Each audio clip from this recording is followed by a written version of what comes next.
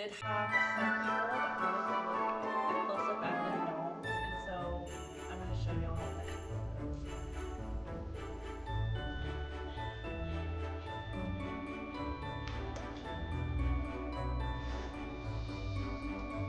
So that y'all can see the detail, and some of these do light up. Okay, let me show you.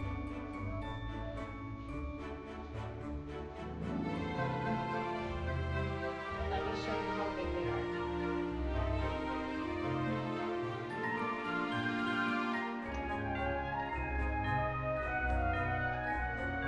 They are 12 inches. You're getting 24 gnomes. Here's one. Some of them do light up. Keep that in mind, okay? Let me show you another one.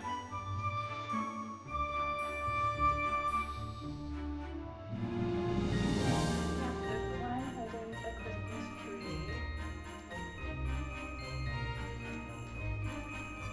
So you can see, because I know people are going to say, that's not 12 inches.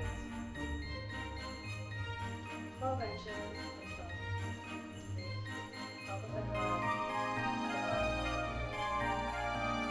There's no dot line. They're going to get right here.